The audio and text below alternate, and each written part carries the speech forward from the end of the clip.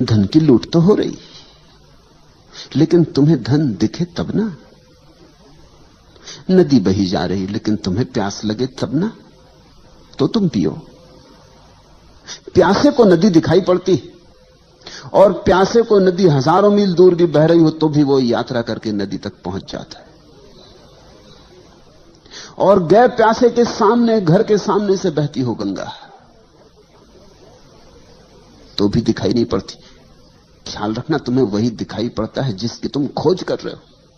जिसे तुम देखने निकले हो वही दिखाई पड़ता है।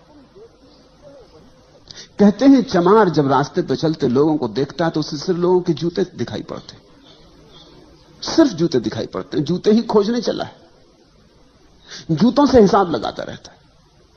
जूता देख के पहचान लेता है चमार, करीब करीब तुम्हारे जूते से तुम्हारी पूरी आत्मकथा पहचान लेता है। जूते की खस्ता हालत बता देती है कि शायद हार गए चुनाव में इस बार।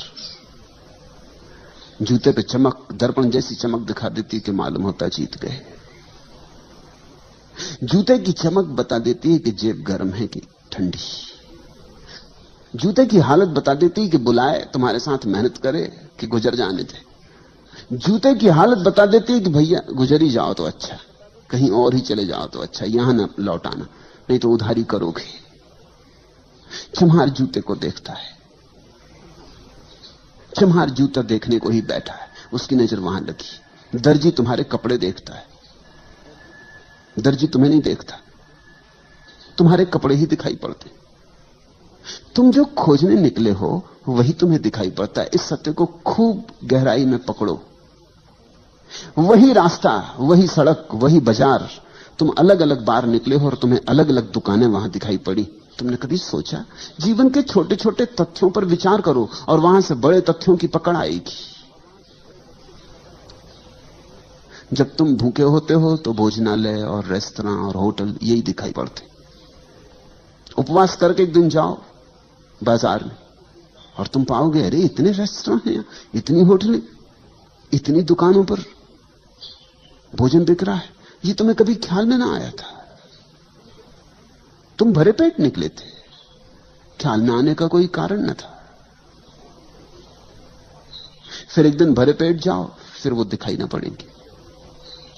जिसकी काम वासना पीड़ित है उसे रास्ते पर पुरुष नहीं दिखाई पड़ेंगे, स्त्रियां दिखाई पड़ेंगी।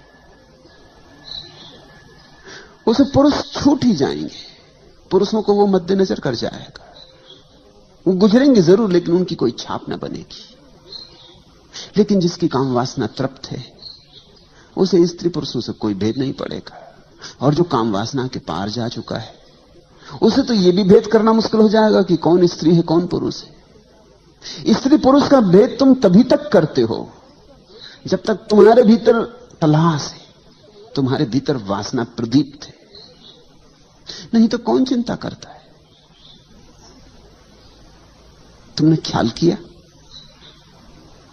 तुम वही देखते हो जो तुम खोज रहे हो। तो पलटू तो कहते हैं कि भागवत धन की लूट हो रही, ये सामने ढेरी लगी है, लूट सको तो लूट लो। खड़े खड़े क्या देख रहे हो, पलटू कहते। लेकिन जो खड़े खड़े देख रहा है उसको वहां धन दिखाई नहीं पड़ रहा, उसे वहां कुछ भी दिखाई नहीं पड़ रहा है। या यह भी हो सकता है कि जो लूट रहे हैं वो उसे पागल मालूम होते हो, क्योंकि जब उसे धन नहीं दिखाई पड़ता और ये टूटे पड़ रहे हैं तो पागल ही तो मालूम होंगे। ये किस चीज पर टूटे पड़ रहे हैं? यहां कुछ भी तो नहीं है।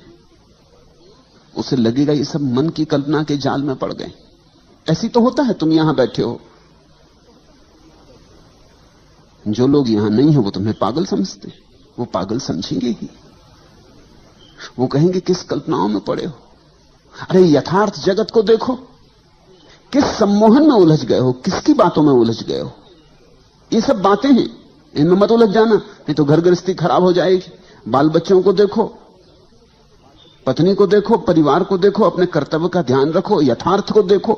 किन बातों में पड़े हो? इतना समय दुकान पर लगाओ, बाजार में लगाओ, कुछ कमाओ। कमाई हाथ में आएगी तो कुछ काम आएगी। ये धर्म चर्चा, तत्व चर्चा, ये किस काम में आएगी? इसकी रोटी बनाओगे कि कपड़े बनाओगे, किससे छप्पर बनाओगे? इससे बच्चों का पेट नहीं भरेगा और न पत्नी के लिए साड़ी खरीद सकोगे। किस झंझट में पड़ गए हो? लोग तुम्हें समझाते हैं, लोग तुम्हें कहते होंगे अभी भी लौट आओ, अभी ज्यादा नहीं गए हो, नहीं फिर पीछे लौटना मुश्किल हो जाएगा, कहीं ज्यादा मत उतर जाना इसमें, होश आवास ना खो देना, औरों ने खो दिया है। उनकी बात भी ठीक तो है, उनकी तरफ से ठीक ही है। अब यहां लोग मेरे पास आए हैं, दूर दूर से आए, कोई जापान से है, कोई जर्मनी से है, कोई ईरान से है, कोई इथोपिया से है, कोई अमेरिका से है, कोई स्वीडन से आया है, कोई इंग्लैंड से है, कोई इटली से है, दूर दूर से लोग आए, करीब करीब जमीन के हर तरफ से लोग यहां मौजूद हैं, सिर्फ चीन और रूस को छोड़ के, क्योंकि वहां से आ नहीं सकते। लेकिन मेरे पड़ोसी भी हैं यहां पूना में, वो नहीं आए, वो समझते ये सब पागल हो गए हैं, इनका दिमाग खराब हो गया है। और उनकी बात में भी सच्चाई है, उनकी तरफ से सच्चाई है। उनको यहां कुछ दिखाई नहीं पड़ता, यहां धन लुट ही नहीं रहा है, धन तो वे कमा रहे हैं, तुम तो यहां बैठे बैठे धीरे धीरे निर्धन हो जाओगे।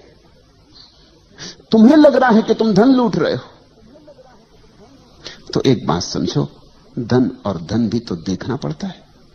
जिन्हें बाहर की वस्तुओं में धन दिखाई पड़ता, उन्हें भीतर की वस्तुओं में धन नहीं दिखाई पड़ता। जिन्हें भीतर की वस्तुओं में धन दिखाई पड़ जाता, उन्हें बाहर की वस्तुओं में धन नहीं दिखाई पड़ता।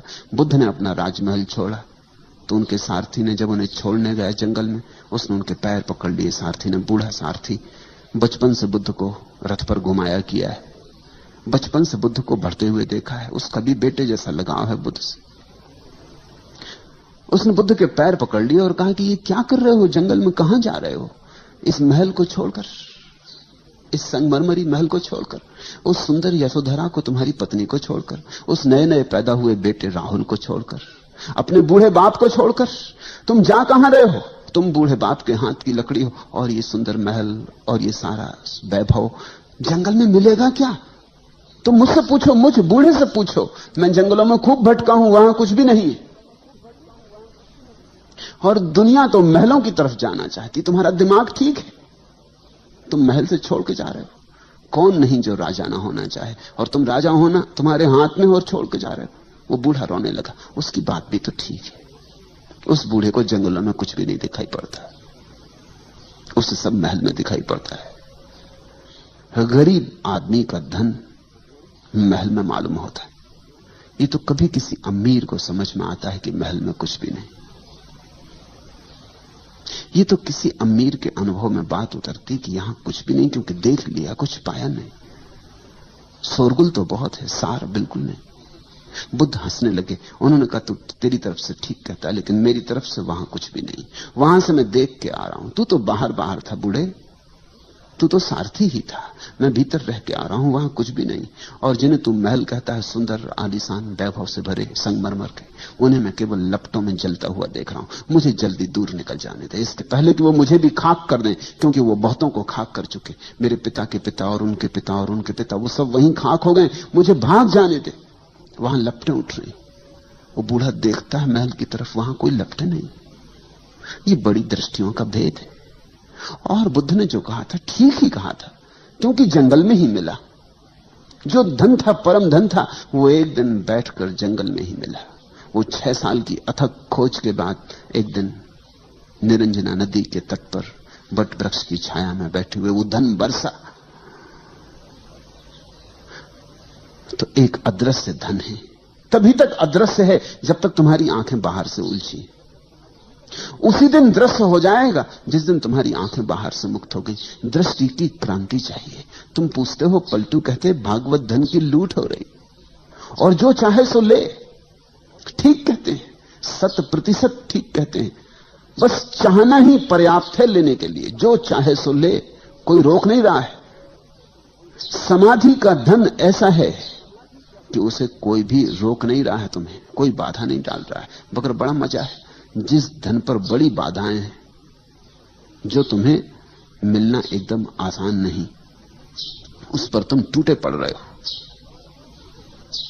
और जो मिल भी गया अगर, तो भी कुछ मिलेगा नहीं, उस पर तुम टूटे पड़ रहे हो, उस पर लूट मची। और जो धन कोई भी छीनने को नहीं मालूम हो रहा, और जो धन इतना है कि सभी को मिल जाए तो भी न्यून नहीं होता, उस धन की तरफ तुम जा भी नहीं रहे हो। तुम सब भागे जा रहे हो बाहर की तरफ, और तुम्हारा धन तुम्हारे भीतर है। तुम्हारा धन तुम हो, तुम्हारे होने में, तुम्हारी सत्ता में तुम्हारा धन है। तुम्हारे शून्य में, तुम्हारे मौन में तुम्हारा धन है। तुम्हारे अस्तित्व में समाया है धन।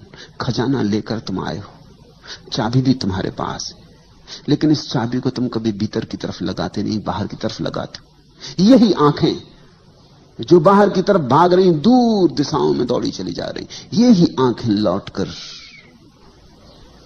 अपने धन को खोज लेती।